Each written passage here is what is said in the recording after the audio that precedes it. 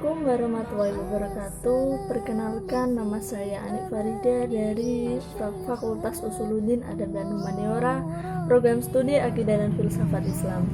Nomor NIM 53050000057. Kelas AFIP.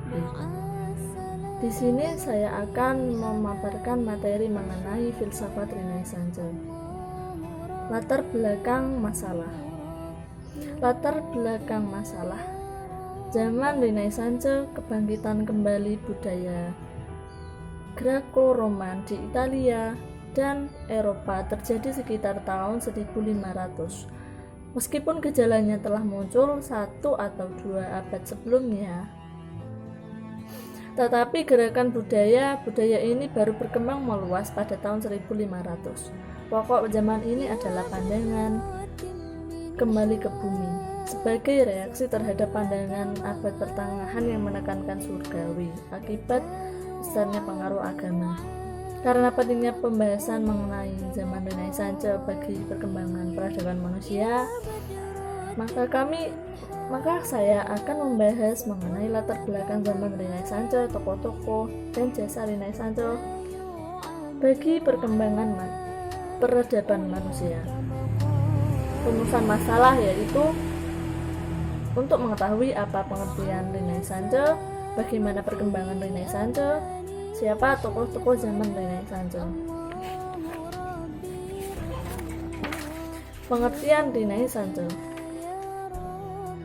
Istilah Renaissance berasal dari bahasa Perancis yang berarti kebangkitan kembali. Oleh sejarawan, istilah tersebut digunakan untuk menunjukkan berbagai periode kebangkitan intelektual, khususnya yang terjadi di Eropa. Orang yang pertama menggunakan istilah tersebut adalah Jules Michelet, sejarawan Perancis yang terkenal. Menurutnya, Renaissance adalah periode penemuan manusia dan dunia, dan bukan sekedar sebagai kebangkitan kembali dan merupakan permulaan kebangkitan modern. Bila dikaitkan dengan keadaan, Renaissance adalah masa antara zaman pertengahan dan zaman modern yang dapat dipandang sebagai masa peralihan, yang ditandai oleh terjadinya sejumlah kekacauan dalam bidang pemikiran. B. Perkembangan Renaissance. Awal mula dari suatu masa baru ditandai oleh suatu usaha besar dari Descartes untuk memberikan kepada filsafat suatu bangunan yang baru dalam bidang filsafat. Zaman Renaissance kurang menghasilkan karya penting bila dibandingkan dengan bidang seni dan sains. Namun di antara perkembangan itu terjadi pula perkembangan dalam bidang filsafat. Descartes sering disebut juga tokoh filsafat modern.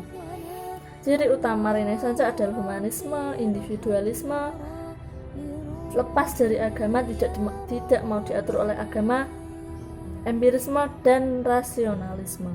Hasil yang diperoleh dari watak itu adalah perkembangan pengetahuan rasional.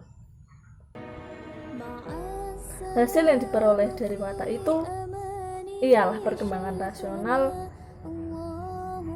bukan pada zaman Renaissance, melainkan pada zaman sesudahnya.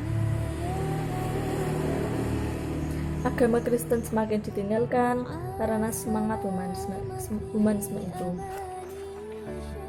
Tokoh pertama filsafat Renaissance adalah Descartes.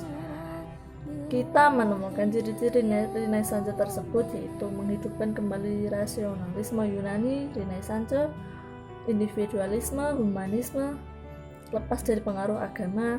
Sekalipun demikian, para ahli lebih senang menyebut Descartes sebagai tokoh rasionalisme.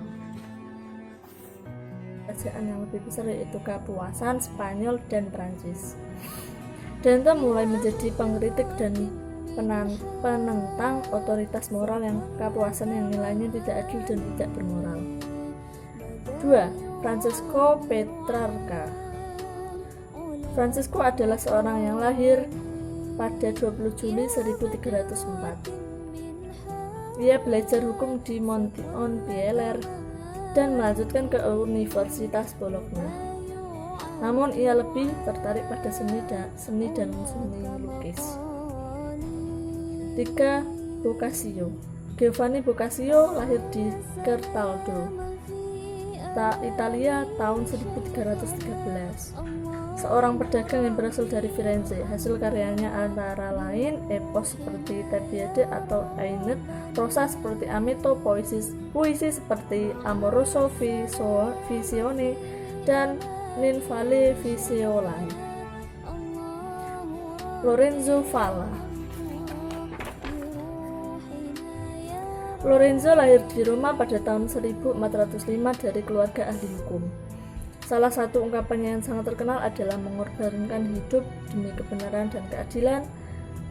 Sangat adalah jalan menuju kebajikan tertinggi, kehormatan tertinggi, dan hal tertinggi. Hasil karyanya antara lain adalah De Volupte atau kesenangan yang terbit pada tahun 1440. Desiderius Erasmus lahir pada 27 Oktober 1466 di Guoda. Ibundanya bernama Margaret. Setelah lulus dari sekolah, ia melanjutkan ke biara Agustin di Stin hingga menjadi pastor, kemudian melanjutkan ke Universitas Paris.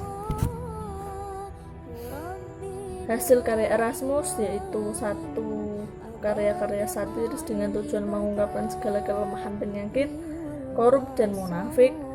Kelompok karya satiris berupa pesan moral yang diharapkan dapat memperbaiki atau mempengaruhi mentalis kaum Katolik. 3. Kelompok dalam bentuk terjemah kitab suci Perjanjian Baru berdasarkan naskah asli Yunani.